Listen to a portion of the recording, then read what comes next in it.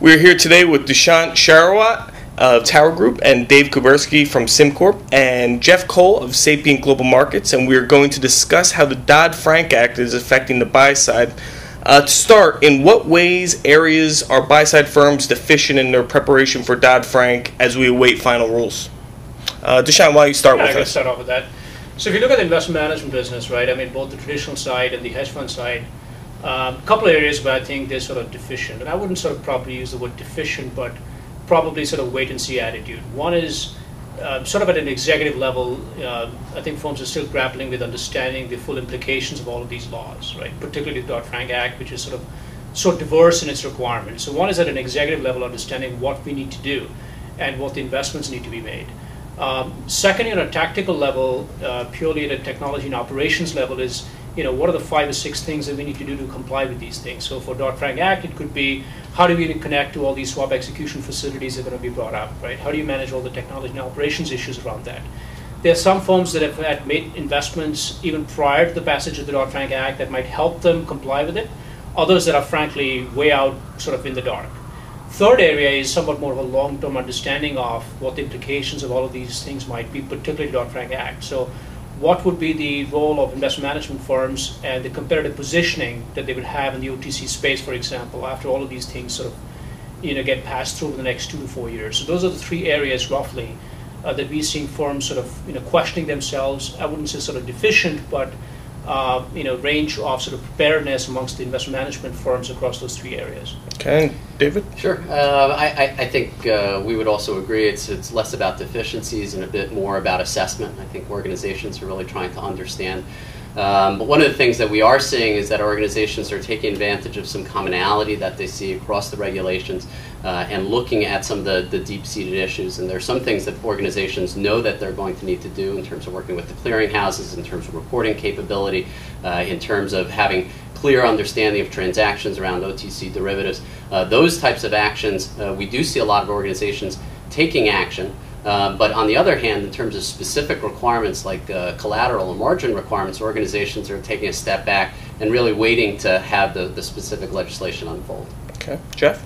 Sure. Just to add to that, I think one of the major headaches that some firms are facing is around the new documentation or sets of documentation that will be needed to support these new trading relationships with both swap execution facilities, with clearinghouses, and the intermediaries that they may use in between, including some of the market infrastructure components like confirmation platforms or otherwise. Additionally, it's more of a general approach to the problem around being ready to report once the reporting rules are known. So these are organizations that typically haven't operated in a real-time or same-day reporting environment, and they'll need to look to do that a bit more. Okay, and Geoff, I'll start with you on this next one. Generally speaking, do you feel that these firms are playing more of a game of wait and see, or are they becoming increasingly proactive? And how does this compare with what you're seeing in Europe? Sure, there's definitely kind of several categories of players and how they're looking at responses to this. There are leaders that are out there and actively embracing this change as an opportunity for self-improvement and have started to make the investment, are less concerned about direct compliance with the letter of the law, and are looking towards truly re-architecting their operations to support a range of requirements and really designed for flexibility in the future. There's a larger pack of or middle of the pack that's much more in a wait-and-see type of mode.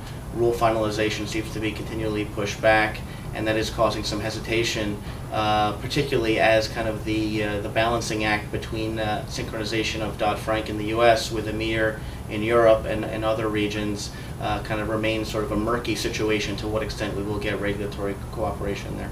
Okay, and David? I'm not sure that we're seeing a dramatic difference between Europe and North America.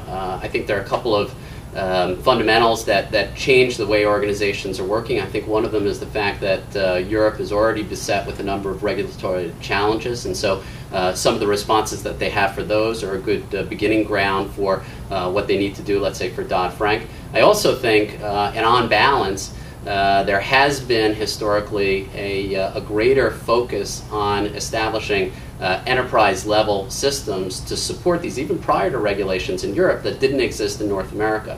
And I think a lot of North American organizations who historically didn't necessarily have sort of the enterprise data model to support some of the regulations, they're now beginning to come up to speed. So Europe was a bit ahead, not necessarily responding to the regulation, but just by the fact that they had some of the systems to support what is going to be needed in the future.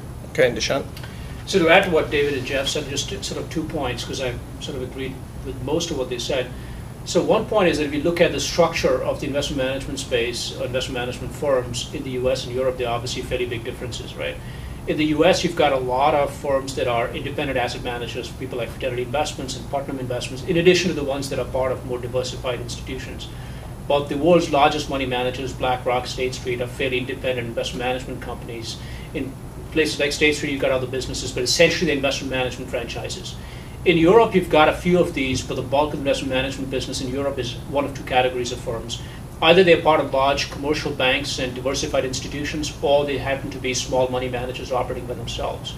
So the structure of the industry obviously determines a fair amount in terms of preparedness of these firms. Second difference I would say is between the US and Europe is that in the US, we've got, Dodd-Frank Act has already been passed.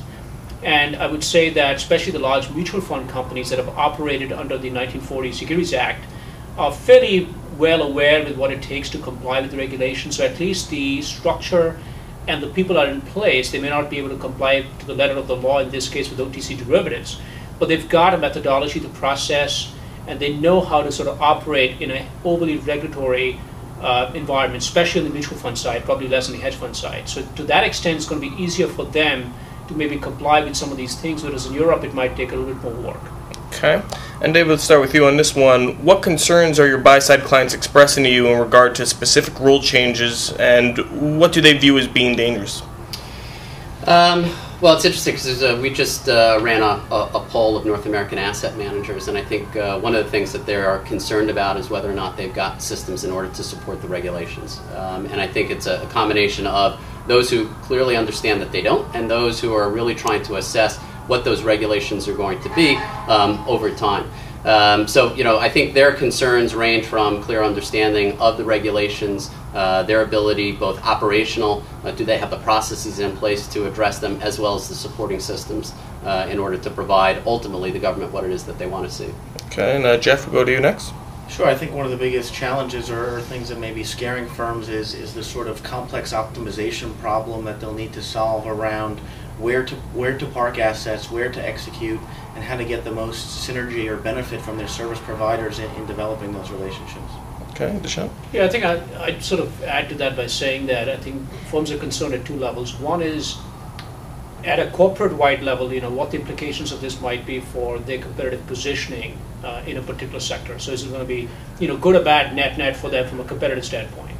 The second issue I think that they're sort of concerned about is that in areas where the actual rulemaking is still sort of, open to question or open to interpretation, a lot of the clients we talk to, they're wondering, like, we made investments in this particular area, we bought this particular application, we've spent X amount of millions of dollars to comply with this particular issue, but are we complying too much, too little? I mean, to what extent are we sort of covered in terms of complying with the law? Because a lot of these regulations tend to be fairly broad in scope, and firms are sort of unclear what they actually need to do. And Dushyant, let's finish up with you. What opportunities are you looking forward to as a result of this regulatory environment? So the opportunities that we see are the biggest opportunity, and I think Geoff had sort of alluded to this, is that the really progressive, smart companies are looking at this onslaught of regulation as an opportunity to sort of take a deeper look at the questions they needed to address anyway that make sort of in their sort of business interests. So, for example, looking at a firm that might be utilizing an internal homegrown application for the last 15 years, they've always been thinking about replacing it with third-party product, but frankly, it was very hard to sort of come up with a business justification to do that. Now, with the collective weight of all these regulations, that might be just the right impetus to push that firm over the edge and say, you know what, this is it. We need to rip apart the system, take it out, buy a third-party product, and that's going to be best for us, not just to comply with regulations, but would be in our best interest as well. Another area that I think firms are doing that is looking at overall data management, so making the data management investments and changes that anyway would be required for better business decision making for them. But now, oh, by the way, it's going to help with complying with all these regulations as well. Okay, David? Yeah, I think a lot of the issues that the regulations are asking organizations to address have really been issues that have plagued the industry over time. So ultimately, they're going to have to respond to things that I think most organizations wanted to do, but as Dushyant said, didn't necessarily have the funding or didn't have somebody pushing them in the direction to do that. I think the other thing is the fact that after people settle down, understand a bit better about what's going on, and they take a look at risk management and some of the criteria and aspects of data that they need for risk management, that in turn is very good to support performance management. So it's really two sides of the same coin. So if you can address one, you'll get the benefits of the other, and ultimately that's going to lead to investment success. It's going to lead to the opportunity to get into new markets, into new products, expand your client base. So it could theoretically be good for business over time. Okay, and Geoff? Sure, I think part of the opportunity here is to elevate certain functions that have been maybe typically viewed as sort of back office cost centers like collateral management, and really upgrade that to be a potential driver, a P&L, or a contributor of alpha to some extent. When you look at returns and you look at again, that complex optimization problem of how do you allocate assets across the right series of central clearing houses or execution facilities. So that much as securities lending in the cash markets kind of proved to be this alpha enhancement opportunity, I think we'll start to see firms kind of take that more front office oriented approach to collateral management. Okay, gentlemen, thank you very much for your time today. Thank you.